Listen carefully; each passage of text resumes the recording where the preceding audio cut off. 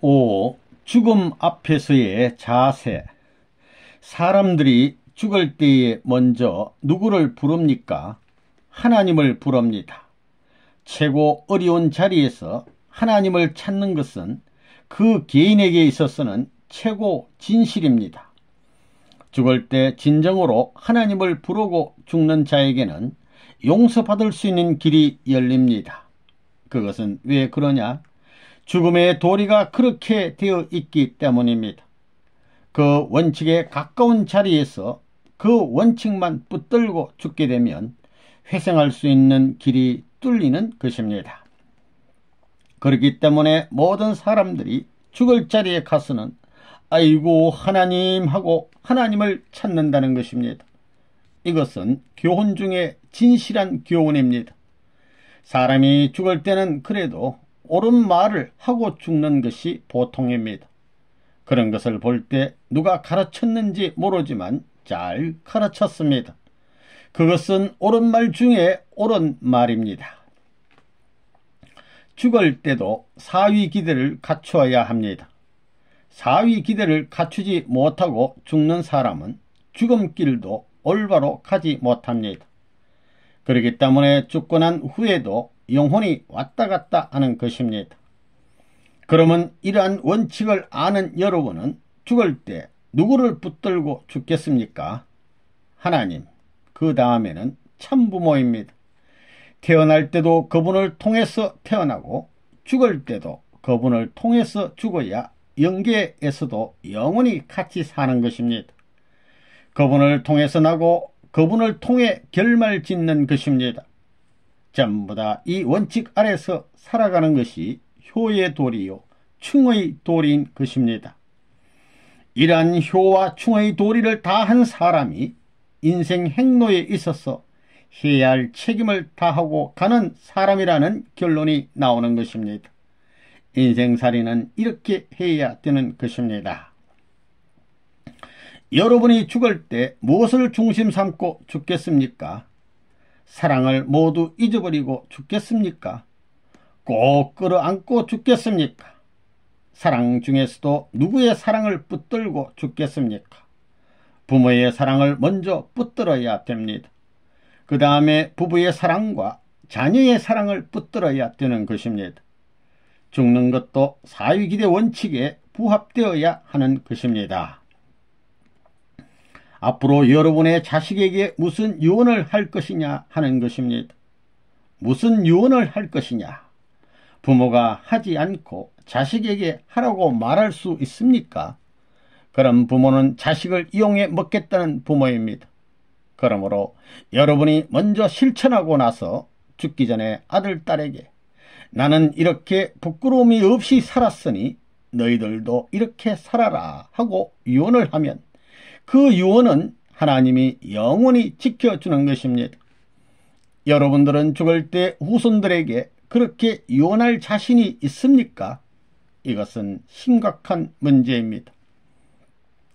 보편적으로 사람은 역사를 두고 영생을 중심 삼고 10년, 100년 뿐만 아니라 1000년, 만년, 억천만년을 생각하게 되는 것입니다. 사람이 죽으면 동물과 마찬가지인데 그걸 남겨서 뭘 해요? 요즘에는 종교를 믿지 않고 하나님을 모르는 사람도 명예를 남겨야 되겠다 하는데 그 명예를 남겨서 뭘 해요? 미국의 애국자가 되어서 기념관에 가 있어도 미국이 망하게 될 때는 기념관이 다 깨질 텐데 말입니다. 미국 국민들이나 압니다. 이름을 남겨서 뭘 하느냐 말입니다. 그러니까 망하고 흥하는 역사시대에 아무리 남겼댔자 그 좋다는 것도 나쁘게 취급받는 겁니다. 그렇지만 모든 주권자는 한 100년도 못 살고 다 죽고 나라도 몇백 년, 몇천 년 못 가서 망하지만 영원히 죽지도 않고 망하지도 않는 분이 있다면 어떨까요? 그런 분이 있다면 이런 명예를 남긴 것을 그분 앞에 전부 다 맡기고 의탁하고 싶을 것입니다. 여러분들 그런 생각 안 해봤어요? 하늘나라를 중심 삼고 죽어야 됩니다. 하늘나라가 세계 어느 나라보다도 크지요. 천상천하에 하나밖에 없는 하늘나라에서 죽는 것입니다. 그러면 어디에서 죽느냐? 죽는데도 자리가 있는 것입니다. 이건 시시하게 한국적인 것 가지고는 안 됩니다. 한국적인 것 가지고는 암만 죽어도 안 된다는 것입니다. 최고의 자리 천상천하를 통과한 하나님의 심정의 나라를 중심 삼은 최고의 자리에서 죽어야 합니다. 하늘나라 복판에서 죽어야 된다는 것입니다. 그 하늘나라가 제일입니다. 그러면 세계가 전부 반대할 때 어떻게 하겠어요? 도망가면 되겠어요? 아닙니다. 떡 버텨가지고 천하가 다 깃발을 들고 환영하는 자리에서 죽어야 합니다. 하나님의 뜻을 받들고 하나님의 뜻을 세워나온 수많은 사람들은 어떤 사람들이었느냐 하면 죽음의 길 앞에서 후퇴한 자들이 아니라 죽음을 비웃고 죽음을 넘넘이 넘어선 사람들이었습니다. 그러한 사람들이 하늘의 길을 세워 나왔다는 사실을 우리는 역사를 통하여 잘 아는 바입니다. 여러분은 각자가 죽음에 봉착하게 되더라도 이것을 넘어설 수 있는 소망을 품어야 합니다. 그리고 이 길을 넘고 나면 나는 하늘 앞에 떳떳이 서게 될 것이라는 소망과 마음으로 동경하던 세계, 그 본향을 향해 기쁨으로 다름질 칠 수 있어야 합니다. 하나님의 이상세계를 소망하는 마음이 간절해야만 죽음을 이길 수 있는 존재가 된다는 것을 여러분들은 깨달아야 되겠습니다. 하늘의 소망을 품고 사는 사람은 어떤 사람일까요? 인간이 슬퍼하는 죽음의 고개도 기쁨으로 넘어설 수 있는 사람입니다. 그건 사람이 하늘의 소망을 품는 자라는 것을 알아야 되겠습니다. 그렇기 때문에 여러분은 죽음을 앞에 놓고 세상 만사를 원망하고 탄식하는 사람이 되지 말고 기뻐하고 하늘 앞에 서서 자기의 죽음의 가치를 자랑할 수 있는 사람이 되어야 되겠습니다. 하늘은 이러한 소망의 아들, 딸들을 찾고 계시다는 사실을 우리들은 알아야 되겠습니다. 이러한 자리에 서서 하늘의 기쁨을 느낀 사람이 있다 할진대 그는 하나님이 사랑하지 않을래야 사랑하지 않을 수 없을 것입니다. 그런 자리에서 하늘을 대하여 울부짖는 무리가 있다 할진대 하늘이 그 울부짖음에 응답하지 않을래야 않을 수 없다는 것입니다. 뜻을 위해 죽고자 하는 사람은 살고 살고자 하는 사람은 죽는다는 것입니다. 이 말이 무슨 말이냐?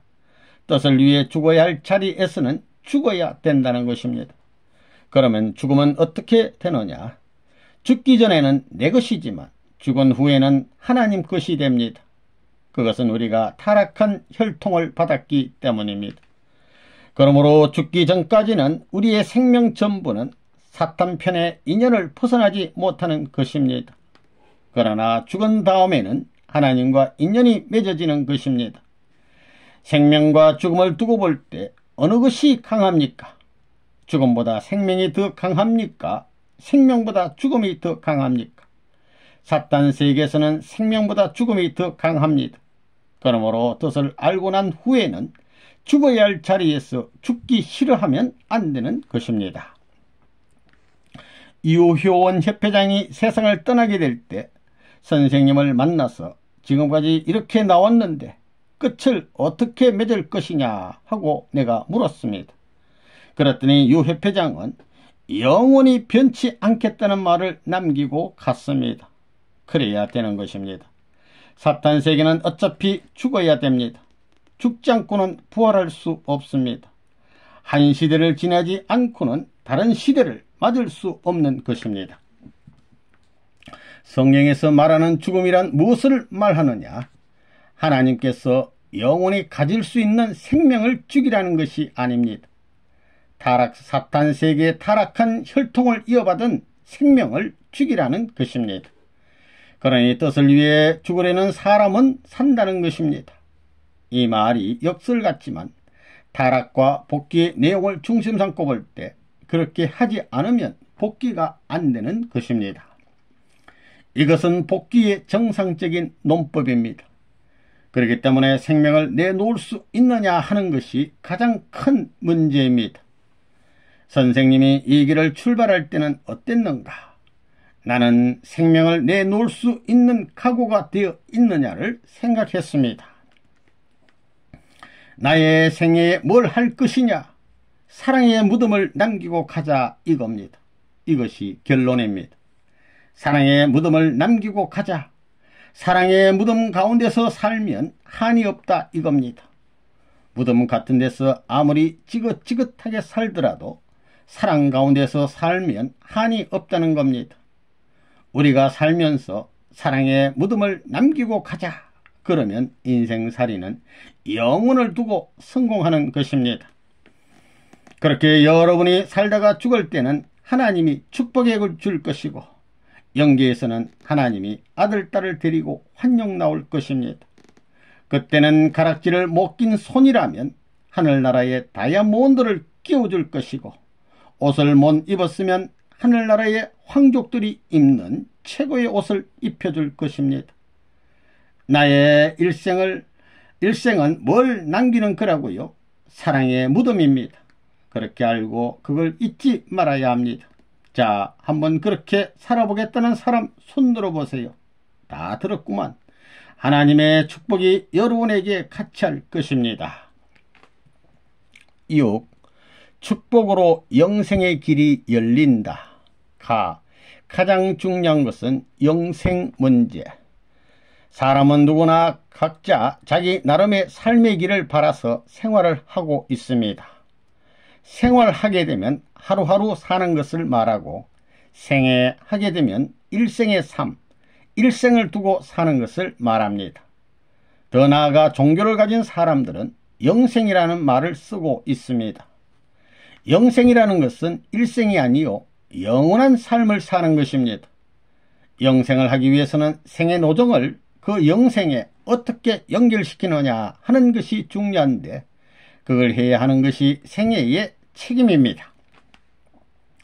여러분들은 얼마나 살 것 같아요? 전부 다 7, 80은 다 살지 이렇게 생각하고 있지요. 그 전에 죽는다고 생각 안 해요? 여러분들은 욕심쟁이입니다.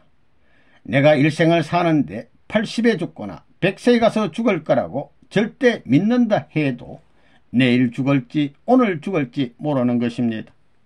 밥 먹다가 죽을지 알아요? 오늘 저녁에 신발 벗고 들어와서 잠자다가 죽을지 알아요? 여러분 생각에는 내가 젊었으니까 이제부터 적어도 40년, 50년은 산다. 그런 욕심을 다 갖고 있지요. 하나님한테 보증받고 있어요. 여러분들은 될 수 있는 대로 짧게 1년 이내에 죽을 것으로 생각해야 합니다. 이 짧은 기간의 준비를 다 해야 됩니다. 이 관념을 갖고 살아야 합니다. 될 수 있는 대로 짧게 잡아야 행복합니다. 짧게 잡을수록 손해 안 본다는 것입니다. 그 기간에 참되게 준비하는 그 내용이 자기의 영원한 생명의 집을 짓는 겁니다.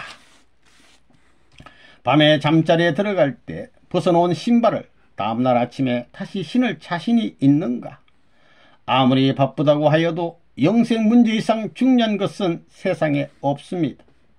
떨어져 나가는 사람들이 있는 것은 이 세상에서 영생 문제를 결정짓는다는 심각한 느낌이 그들에게 없기 때문입니다. 신앙길이라는 것이 지금 살고 있는 인생살이 육신 생활의 준비가 아니고 영원한 세계의 생활을 위한 준비라는 것이 틀림없다는 신념만 가지게 되면 그건 내버려 두어도 되는 것입니다. 사람은 시일이 가면 갈수록 40이 넘고 50이 넘을수록 죽을 날이 가까워 오기 때문에 영생 개념이 심각해진다는 것입니다. 나이가 들수록 점점 심각해진다는 것입니다. 사랑이라는 것은 나이가 많아질수록 희박해지지만 영생 개념만 집어넣으면 나이가 많아질수록 점점 심각해지는 것입니다. 그렇기 때문에 종교 이념만이 앞으로 세계를 요리할 수 있는 것입니다. 사악한 환경, 혼란된 변화가 얼마나 빈번해요. 빈번히 변하는 환경을 뚫고 넘어가고 어떤 곳에서 희비극이 부딪혀 오더라도 영생 개념만 철저하면 모든 것이 문제가 안 되는 것입니다. 하나님이 사람을 어떤 존재로 지었느냐? 하나님의 절대 유일의 가치가 될 수 있는 사랑의 대상자로 지었다는 것입니다. 이것은 놀라운 사실입니다. 요즘 인간의 한 생명의 가치가 얼마나 돼요? 몇 푼이나 돼요? 몇 푼? 그런 무가치한 인간이 아닙니다. 하나님 앞에선 우주를 주고도 바꿀 수 없는 고귀한 가치, 사랑의 상대권을 갖추어 남자를 지었고 여자를 지었다는 놀라운 사실, 그게 좋다는 것입니다. 우리 인간은 하나님이 지으신 창조적인 글작품으로서 하나님을 닮아놨습니다. 하나님이 영원하시니 우리도 영원한 성품을 가지지 않으면 안 되겠기 때문에 우리 마음은 늙지 않는다 이겁니다. 그렇기 때문에 사람은 영생해야 되고 영생해야 그 글작품의 존재적 가치를 지닐 수 있다 이겁니다. 사람들은 어느 누구를 막론하고 최고를 바라고 있습니다. 인간이 최고의 자리에 가게 되면 하나님은 내 것이며 또 나는 하나님의 것입니다. 그렇게 되면 나는 하나님의 아들이 되고 하나님 자신도 되니 우주는 누구의 것이 되는 것입니까? 하나님께서 제일 사랑하고 제일 귀하게 여기는 물건이 있다면 그것을 하루 혹은 10년이나 100년쯤 같이 지낸 후에 집어 던지게끔 지었겠어요? 영원히 같이 있게끔 지었겠어요? 영원히 함께 있도록 지으신 것입니다. 사람도 마찬가지입니다. 사람이 태어났다가 죽으면 그만이면 좋겠어요? 영생해야 되겠어요? 영생해야 된다는 것입니다. 왜냐? 절대자 하나님께서 절대적인 사랑을 중심 삼고 좋아할 수 있는 대상이기 때문입니다. 하나님이 영생하시는 절대자라면 그분이 사랑할 수 있는 대상도 영생해야 합니다. 그래서 사람들은 자고로 영생하기를 바라는 것입니다. 이것을 확실히 알아야 하겠습니다. 그렇기 때문에 절대자인 하나님은 영생하는 가치를 지닌 사랑하는 아들, 딸을 찾지 않을 수 없다는 것입니다. 사랑하면 사랑할수록 함께 있고 싶어하는 것입니다. 사랑하는 아내가 죽으면 그 아내의 손수건을 갖고 독신으로 살았던 사람도 있지요. 네루 같은 양반은 자기 아내가 젊어서 죽었는데 그 아내가 장미를 좋아한다고 해서 일생 동안 장미꽃을 차고 다니면서 살았던 것입니다. 그렇다면 하나님께서 하나밖에 없는 지극히 귀한 아들, 딸을 지을 때 100년쯤 산 다음 망하게 지었겠습니까? 그렇기 때문에 사람은 영생하는 것이 원칙입니다. 사람은 사랑에서 나서 사랑에서 커가지고 사랑에서 살다가 사랑에서 죽습니다. 그런데 그냥 없어지는 것이 아닙니다. 하나님, 주체 되시는 그분이 영원, 불변, 유일하니까 그 앞에 대상적 사랑의 자리에 서게 될 때는 영생하는 겁니다. 영생이라는 이론이 여기에서 발발하는 겁니다. 생명에서부터 시작하는 것이 아니라는 것입니다. 사랑 때문에 인간을 지었다 할 때는 영원하신 하나님, 절대적인 하나님, 영생하는 하나님이기 때문에 사랑에 일치된 인간 자체는 영생을 갖는다는 것은 자연적인 논리입니다. 그렇기 때문에 영생하려면 그 참사랑권 내에 살아야 합니다. 우리는 영생할 수 있다. 영생을 바란다. 영생을 바라는데 변하지 않는 것은 무엇이냐? 사랑이다. 이렇게 나가는 것입니다. 다른 것은 다 변합니다. 환경적으로 변하는 것입니다. 그러면 사랑은 왜 변하지 않느냐? 사랑은 모든 생명력의 중심이기 때문에 변하지 않는 것입니다. 사랑이 왜 변하지 않느냐? 사랑은 이상적인 요건의 중심의 위치를 차지하기 때문입니다.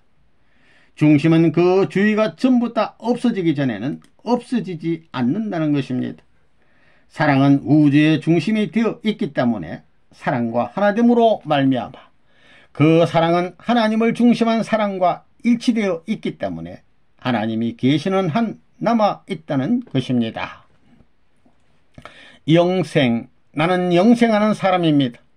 그 다음 참사랑을 실천하는 사람입니다. 영생과 참사랑을 나는 여기에서 실천하는 사람이다 이겁니다. 내가 여기서 하는 모든 일들, 공장에서 일하고 하는 전부가 영생을 연장시킬 수 있는 재료들이라는 것입니다. 영생을 훈련하고 영생을 키우는 이러한 훈련 재료를 생산하는 것이 내가 하는 일이다. 이렇게 생각하라는 것입니다. 여러분들에게 영생과 참사랑은 언제나 필요한 것입니다. 영원히 필요한 것입니다. 자기의 몸마음의 완성이라는 것은 참사랑에게 속하는 것에 의해서 근본적으로 가능하게 되어 있습니다. 무한의 근본, 원인으로부터 과정, 그것으로부터 이상의 결실을 맺는 것은 사랑밖에 없습니다. 참사랑밖에 없습니다.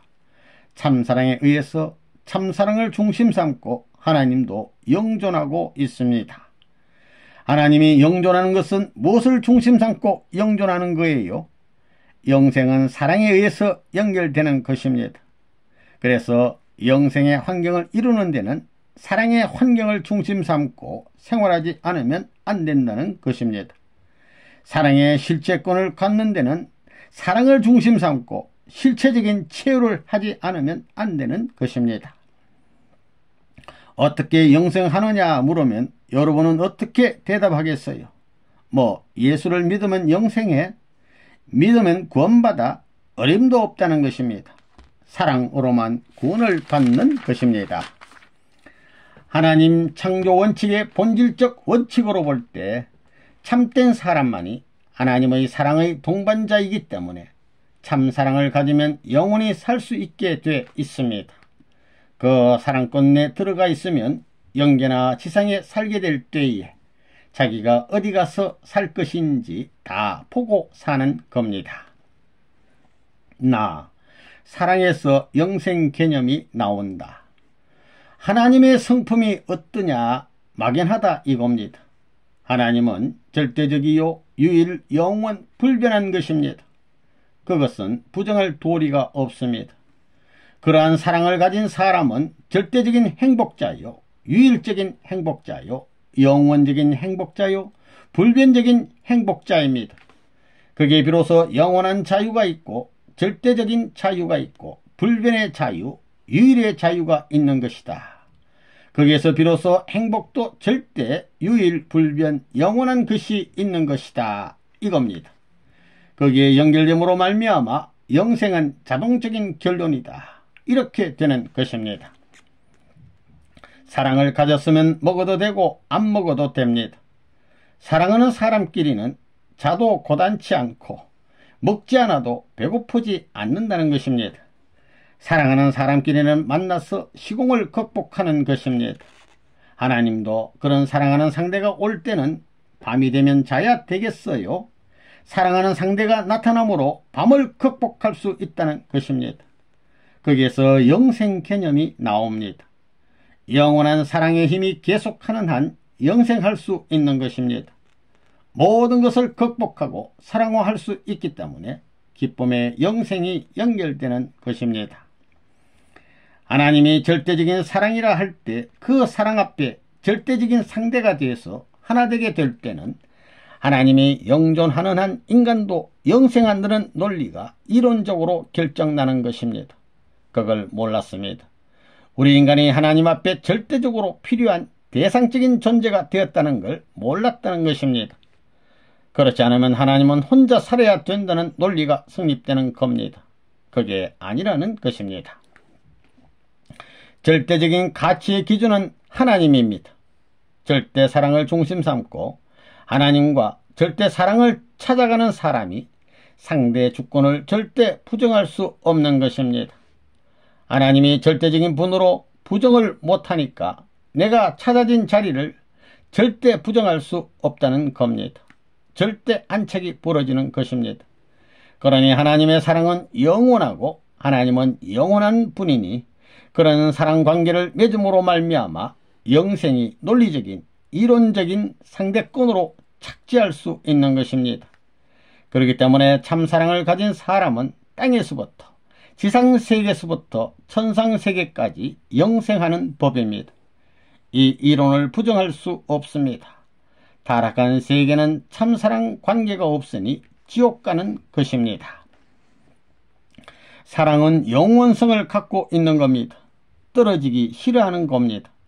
참사랑은 영원한 사랑이기 때문에 영원히 떨어지고 싶지 않다 이겁니다. 그렇기 때문에 참사랑에 영생이 있는 겁니다. 따로 떨어지는데 영생이 없습니다. 그렇기 때문에 사랑은 위대한 것이다 이겁니다. 사랑은 불변하는 것이다. 영원한 것이다 이겁니다. 참사랑을 중심 삼고 혈통관계를 맺게 될 때는 인간은 영생하게 마련입니다. 하나님이 변치 않는 사랑의 주체인데 그 주체와 하나 되었으니 하나님이 변치 않고 하나님이 영원하니 그 사랑과 하나 되어 가지고 일체된 그 대상도 불변하고 영원하다는 것은 이론적입니다. 부모가 자식을 위해 무한히 투입하고 희생하면 참사랑이 배후에 있는 한 자식은 그 참사랑에 무한히 감사하게 되는 것이고 부모는 큰 기쁨으로 그 희생의 자리를 메우는 것입니다. 이처럼 희생적인 참사랑의 힘을 주고받는 작용을 발전시켜 참가정에서 그리고 참세계에서 영원한 기쁨과 평화의 관계를 맺게 합니다. 이러한 곳에서 영생의 이상세계가 현현하는 것입니다. 이 우주는 작은 데서 커 나왔습니다. 그래가지고 상대를 얻어서 무한운동을 함으로써 생성되어 나왔다 이겁니다. 이 공간에 존재하는 관성에 의해 무한히 운동해 나온 것입니다. 다시 말해서 그 상대적 기준을 중심 삼고 이 태양계면 태양계에 있어서 갖추어 가지고 딱 성숙한 자리에 들어가 무한운동을 한다는 것입니다. 이와 마찬가지로 아담과 해와도 사랑을 중심 삼고 완전히 위하는 사랑으로 하나 되게 되면 무한운동을 함으로써 영원 영생이 시작되는 것입니다. 직선에는 영원이 없습니다. 영생권이 없습니다. 회전하는 데서 영원이 나옵니다. 그렇기 때문에 회전해 가면서 점점 커가는 것이 역사 발전 현상입니다. 그 중심은 하나님입니다. 우주의 대원칙 기원과 합할 수 있으면 영존할 수 있는 것이요 그렇지 않는 것은 영멸할 수 있는 것입니다.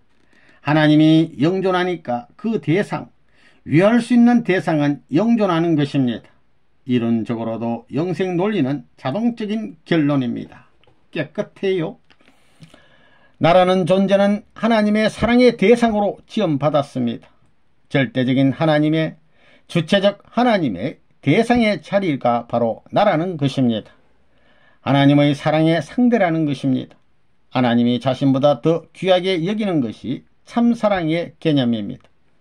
하나님은 절대적이고 영원하신 생명의 중심이며 그 하나님의 이상은 더 영원한 것이며 그 이상의 중심이 바로 참사랑의 이상입니다. 그 사랑의 상대가 나입니다. 그러한 영원한 자리에 어떻게 나가느냐? 영원한 파트너의 자리가 얼마나 귀한 자리예요? 그것은 주체와 대상이 하나 되는 것입니다. 어느 자리에나 동참할 수 있고 어디 가든 따라갈 수 있습니다. 전 재산을 다 상속받을 수 있습니다. 하나님의 영생의 자리, 그 심정까지도 다 상속받는 것입니다. 하나님의 사랑의 마음, 하나님의 피조만물에 함께하는 그 마음, 하나님이 모든 이의 마음에 머물고 싶은 마음까지 다 상속받는 것입니다. 그러니 얼마나 귀해요. 그 고귀한 가치를 발견했으니 얼마나 기쁜 일입니까? 어느 무엇과도 바꿀 수 없는 숭엄하고 고귀한 자리입니다. 놀라운 은사라는 것입니다. 대기가 100% 절대 저기압권이 되면 고기압이 생겨나가지고 자동적으로 순환 운동이 벌어지는 것입니다. 하나님은 참 지혜의 왕입니다. 왜 투입하고 잊어버려야 되느냐?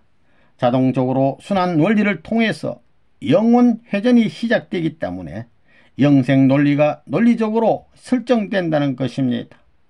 투입하고 또 투입하는 데서 영생의 논리가 벌어지는 것입니다. 위하는 데는 망하지 않습니다. 작은 데서 큰 것으로 해가지고 큰 것이 그 다음에는 어디로 가느냐 하면 안으로 들어가는 것입니다.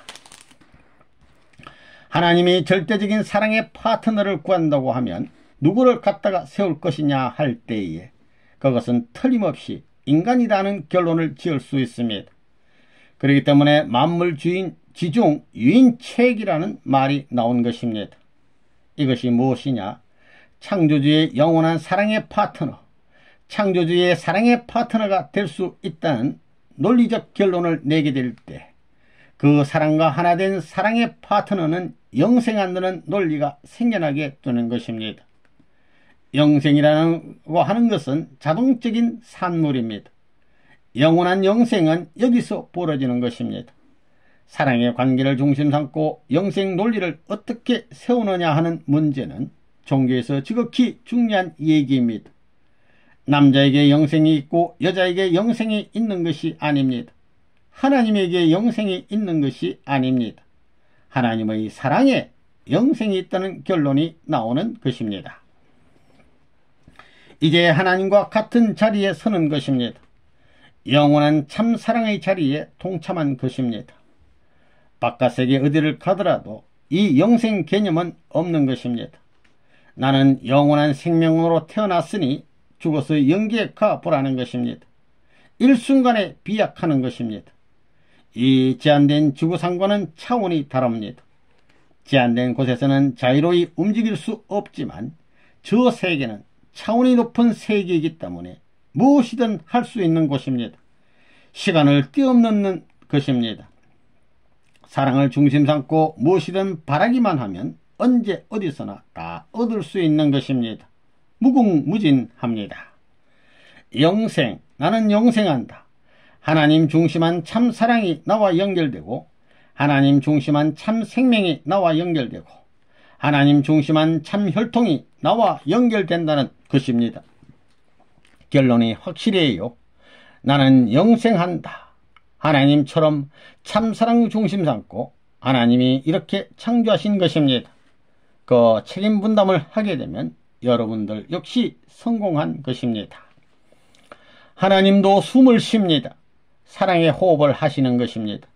하나님도 우주의 박자를 맞추기 때문에 사랑을 중심 삼고 우주가 영원히 계속되는 것입니다. 사랑에 영생이 있다 이겁니다. 그러므로 여러분들이 여기까지 가야 됩니다. 그래야 하나님의 호흡 끝내에 들어가서 휙 넘어가는 것입니다.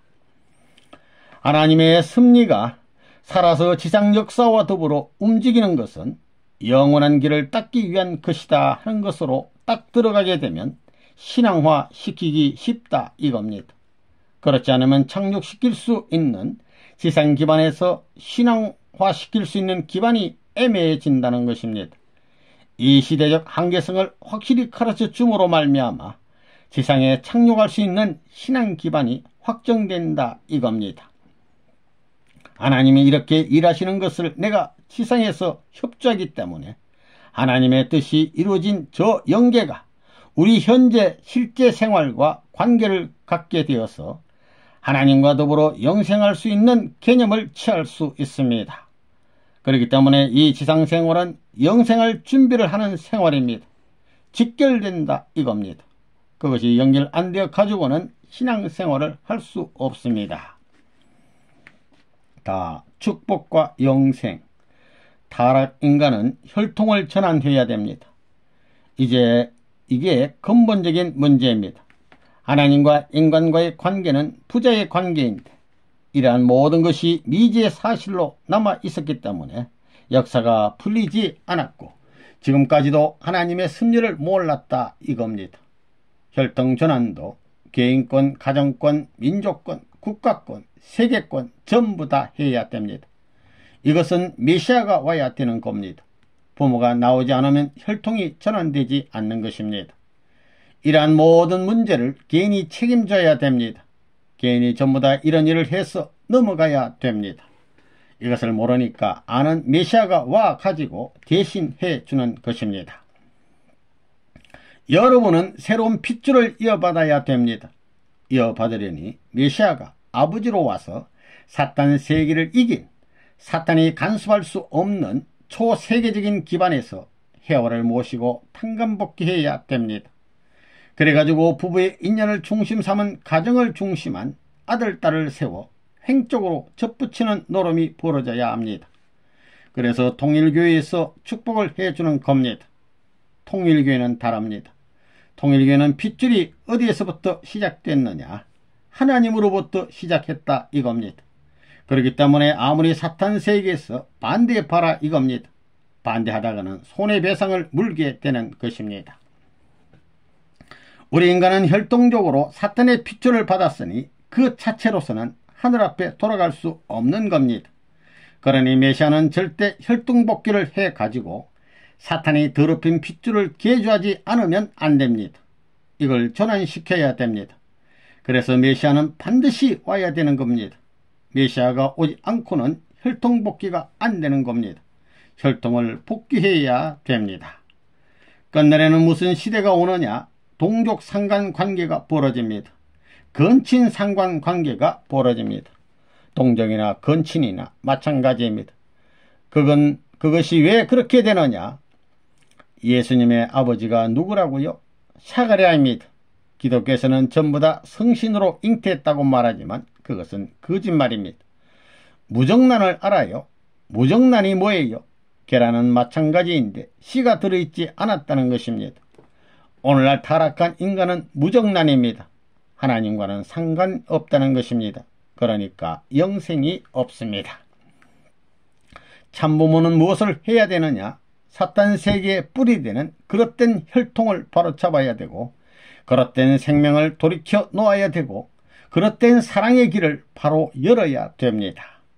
성경에 죽고자 하면 살고 살고자 하면 죽는다고 했는데 그런 역설적인 논리가 왜 나와야 되느냐? 사탄 세계는 죽어야 되기 때문입니다. 혈통적 전환은 누가 하는 것일까요? 그것은 아무나 할 수 있는 것이 아닙니다. 선생님이 이 일을 하기 위해 눈물겨운 십자가의 길을 걸었다는 것을 알아야 합니다. 이런 기준이 있기에 여러분은 아무 공로 없이 축복이라는 새로운 전통을 잇게 되었습니다.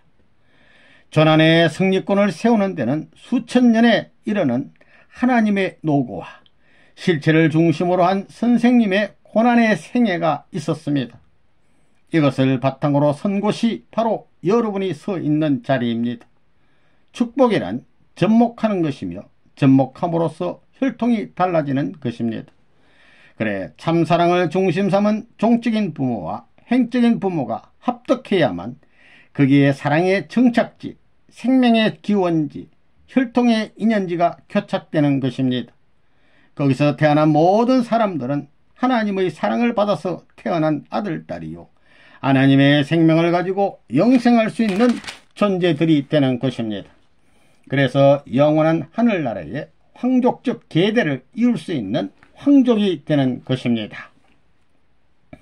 사랑에 동거하면 영생이 연결된다는 것입니다. 참사랑이 하나님이 바라는 사랑이라고 한다면 하나님은 절대 불변의 하나님이요 영세의 하나님이기 때문에 그 사랑의 상대자인 인간도 영생한다는 결론이 나오는 것입니다. 이것은 이론적인 결론입니다. 아무 의심의 여지가 없습니다. 여러분들 축복받을 때 혈통전환식을 했지요. 그걸 내 생명보다 더 믿어야 되는 것입니다. 통일교의 하나의 예식이라고 해서 그저 일반 종교의식으로 생각해서는 안 되는 것입니다. 이것은 죽었던 사람 앞에 회생하는 주사약과 마찬가지입니다. 해독 주사라는 것입니다. 혈통을 전환하는 것은 메시아가 하는지 모르나 전환하도록 행동하는 것은 자기 자신이 아니면 안 됩니다. 이러한 기준이 이룩되지 않는 한 우리는 구원의 길에 이르지 못합니다. 그것은 결코 쉽게 이루어지지 않고 죽느냐 사느냐의 경지를 통과해야 합니다. 40일 단식 기도라든가 피를 토하는 죽음의 경지에 가야 혈통 전환이 가능합니다. 먼저는 부모를 진심으로 그리워해야 됩니다. 내 생명의 동기도 부모요. 내 소망의 일체도 부모요. 내 모든 이상과 행복의 권한도 부모라고 하는 기준을 갖고 부모를 모시지 않고는 구원을 못 받는 것입니다. 여러분들은 그렇게 모셔보았습니까? 여러분은 이것을 확실히 알아야 되겠습니다. 그렇기 때문에 나는 참부모와 영원히 하나 될 수 있는 아들, 딸이다 라는 신념을 자신의 존재의식을 초월할 수 있을 정도로 굳게 가져야 되겠습니다. 그러지 않고는 안 되는 것입니다. 에덴 동산에서 결혼을 잘못한 것이 타락이니 이제 참부모가 바르게 결혼시켜 줌으로써 다시 뒤집어 놓는 것입니다. 거짓 부모가 저질러 놓은 일을 참부모가 청산함으로 지옥을 철폐하고 수백 수천억의 영계 조상들마저 축복 결혼시켜 주는 일이 벌어지는 것입니다. 참사랑을 중심한 지상의 후손들의 가정 기반을 통해 영계 조상과 지상의 후손이 종적으로 하나로 합할 뿐만 아니라 이러한 가정 기반을 기점으로 동양과 서양이 서로 연결됩니다. 여러분들이 선생님을 얼마만큼 사랑해야 되느냐? 근본 문제로 돌아가는 겁니다. 사탄 세계의 사랑의 흔적이 있는 그 사랑이 물든 자리에서 사랑하면 안 됩니다. 그 이상이라야 됩니다. 그건 무엇이냐? 여러분이 사탄 세계에서 태어난 어머니, 아버지, 처자 그 누구보다도 더 사랑해야 됩니다. 그래서 성경에서 말하기는 너 처자를 나보다 더 사랑하면 나에게 합당치 않고 네 애미나 아비를 나보다 더 사랑하면 나에게 합당하지 않다고 한 겁니다. 전부 그런 결론을 내린 겁니다. 그러면서 나중에는 네 십자가를 지고 나를 쫓으라고 했습니다. 십자가를 져야 된다고 했습니다. 반대로 끌고 가는 힘을 누르고 넘어가려니 십자가입니다. 여기에서 비통한 눈물을 흘려야 됩니다. 영계에 가면 그렇습니다. 거기에는 그림자가 없는 영원한 아침의 햇빛이 넘치는 겁니다. 하얀 빛이 너무 밝아가지고 보라색으로 변하는 겁니다. 엄빛, 검빛으로 변하는 것입니다. 전기의 빛이 뭐냐 하면 사랑의 빛입니다. 플러스 전기와 마이너스 전기가 하나 되어서 나타나는 것이 전기불입니다. 마찬가지로 하나님의 성상과 형상도 하나 되어 가지고 번개와 같이 나타나는 것입니다. 영원한 참사랑의 빛입니다. 그것이 영생의 본질입니다. 그 마지막 목적점에 도달해야 합니다.